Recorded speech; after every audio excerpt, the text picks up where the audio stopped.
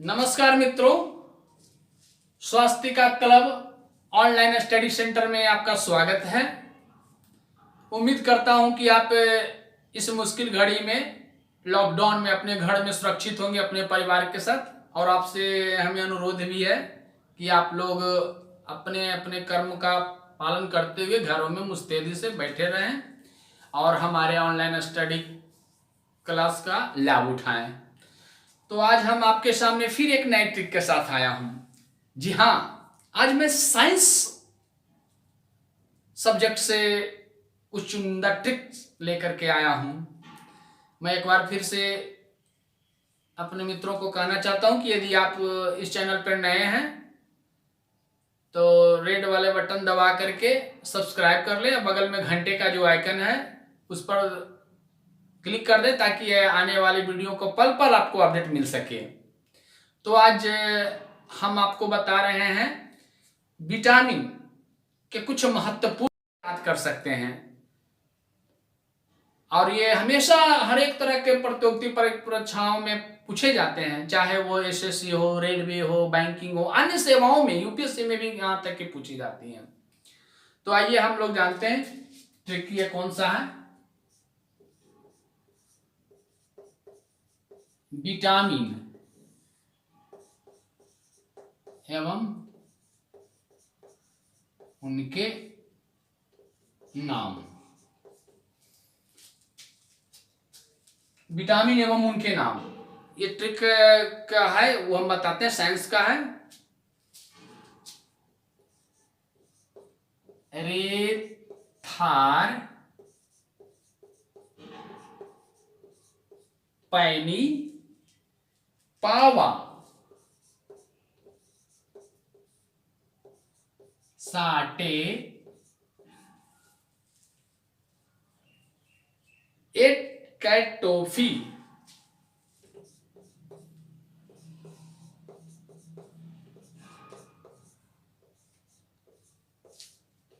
देखिए, रेथार पैनी पावा साटे कैटोफी। थोड़ा सा आपको उटपटांग लगेगा, लेकिन धीरे धीरे आप अंगुलियों पर इसको सीख जाइएगा। रेथार पैनी पावा साटे एक कैटोफी। अब इसका विस्तार हम आप लोग को बताते हैं कि सबका अलग अलग क्या हुआ। रे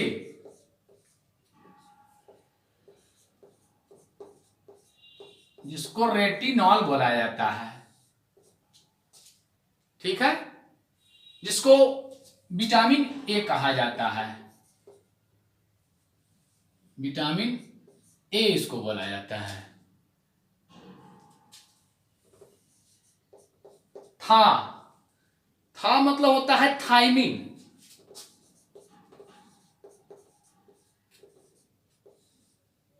जिसे विटामिन बी1 बोला जाता है।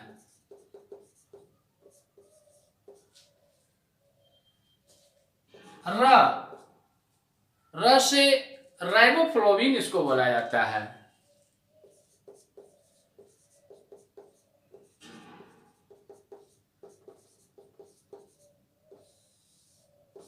जिसे विटामिन बी2 कहा जाता है।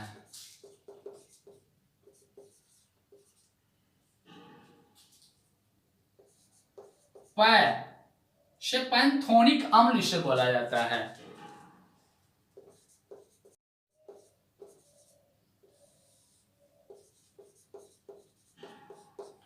जिसे बी3 कहा जाता है विटामिन।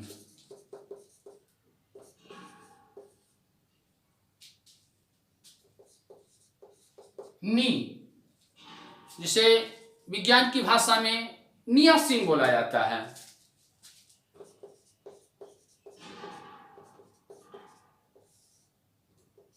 इसे विटामिन बी5 कहा जाता है।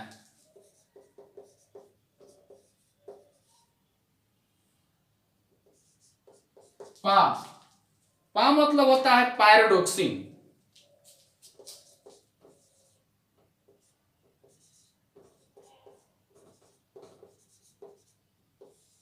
पायरिडॉक्सिन। कुछ हमारा हेड राइटिंग जो है ठीक नहीं है, इसके लिए मैं क्षमा चाहता हूँ। मैं प्रयास करूंगा कि अपने हेड राइटिंग को कुछ सुधार कर सकूं। इससे लिखने में थोड़ा सा दिक्कत होती है, इसलिए श्रोतागण से है कि इसी से काम चलाएं। मैं बाद में उसके बाद आप प्रबंध कर दूंगा। इस विटामिन का नाम है विटामिन B6। अब देखिए वाह मतलब होता है बायोटीन।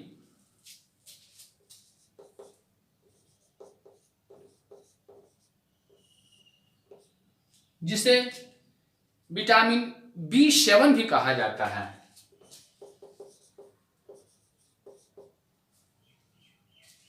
अब देखिए सा मतलब हुआ साइनोकोबालामिन।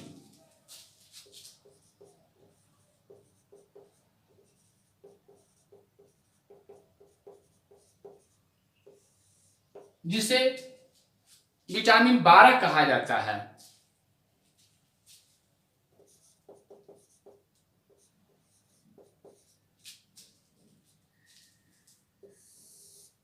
देखिए कितना हो गया।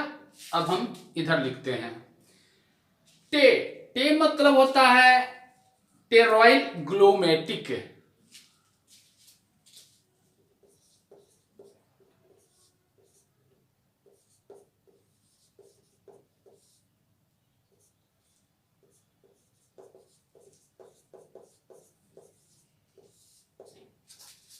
जिसे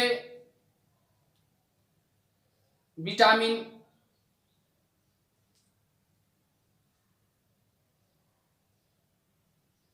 जिसे फॉर्मिक अम्ल कहा जाता है।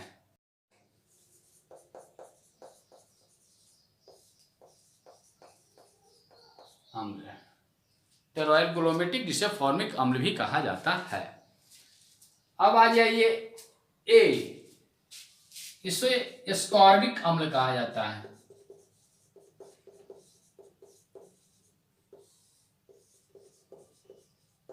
एस्कॉर्बिक अम्ल, जिसे विज्ञान की भाषा में विटामिन C कहा जाता है। C कैल,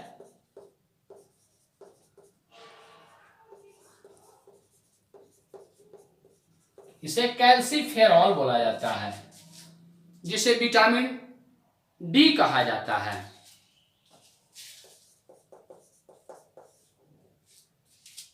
अब आइए दो नाम और बचा है।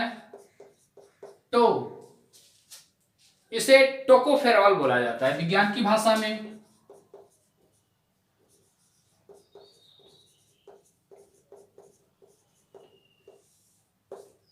जिसे विटामिन E कहा जाता है। E कहा जाता है। अब एक लास्ट फी, इसको फिलोक्विनोन कहा जाता है।